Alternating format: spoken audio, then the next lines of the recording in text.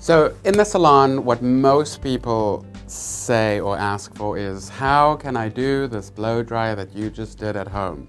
So I'm going to share with you on my model's side, on her right side, just some tricks and tips for you to recreate what we do in the salon as best as you can. We understand that it's hard for you to get all the way up here, especially if you have long hair, but there's definitely steps that you can take to make it a little easier at home. You want to start off with damp hair. You never want to dry hair, because the drier the cuticle gets, the more open the cuticle gets. And that hair is just going to frizz out. You're going to have lots of flyaways. So if you are blow drying your hair and you've finished one side and you want to get to the other side, and it may feel that it's already dried naturally on its own, you want to spritz it down before you start blow drying that section. And speaking of sections, the common mistake that people make at home is just taking big clumps of hair and blow drying. I know you don't all have the time that we do in the salon to take section by section, but it's really the difference between an okay blow dry and a great blow dry. So I'm going to start off by prepping Maddie's hair with a really soft shine spray that actually has a slight hold in it as well. And her hair is a little damp already, so I'm just adding my styling product.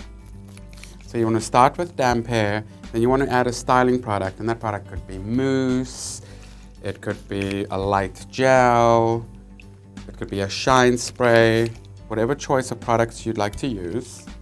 I like brushing through my products. That way I ensure that it spreads nice and evenly throughout the hair.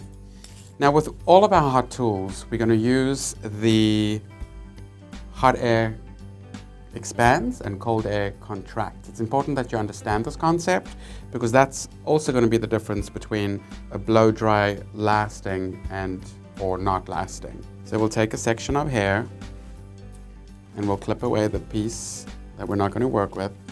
And depending on what size of wave or curl you want, will depend on the size of brush that you use. I want to put a little bit of wave into Maddie's hair, so I'm going to use a small and a medium-sized brush. And watch when I take it out, I'm not going to pull it straight out, I'm actually going to twist it out, which will add to the body that we get with our brush.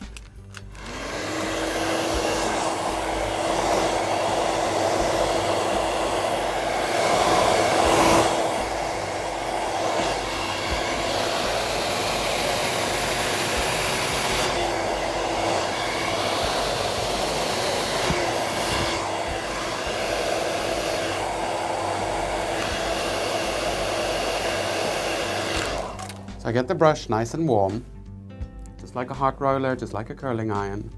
It's essentially all doing the same thing. And you want to give it at least 5 to 10 seconds to cool down. And that way it's going to take the shape of the brush, and that's how you get body in your hair and recreate those looks that we do for you in the salon. So like I said, instead of just pulling the brush straight out, what I like to do is twist it out like this. Just gently pull the ends out. And it gives you a really nice defined wave. As you can see on the side that we've already done, there's great body and there's great movement, all done with the same twisting action when you take the brush out.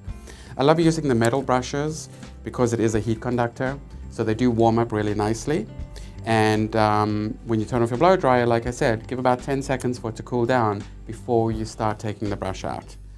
So we'll continue all the way through on this side. This bottom section, I'll change my brush size, which will obviously change the size of our wave or our curl, just so you can see the difference.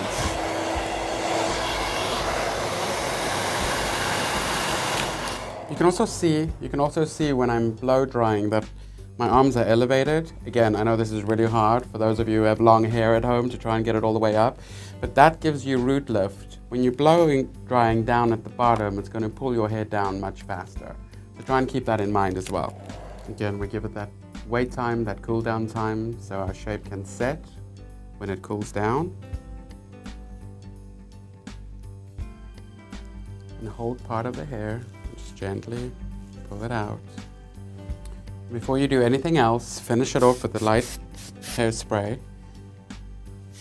I like to use one that is also an anti-humidity spray.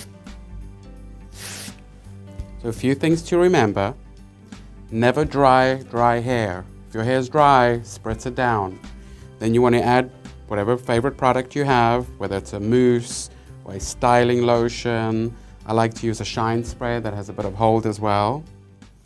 And your blow dryer, your size round brush. Remember, the bigger the brush, the bigger the wave or the curl is going to be.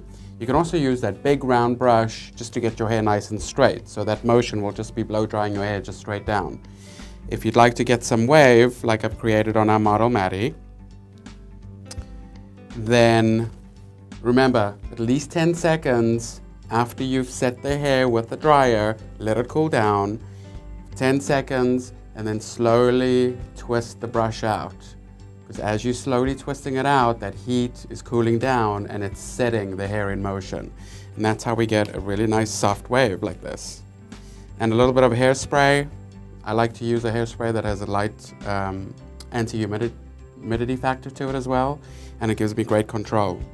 And this is how we perfect the Salon blow dry. Enjoy, have fun with it.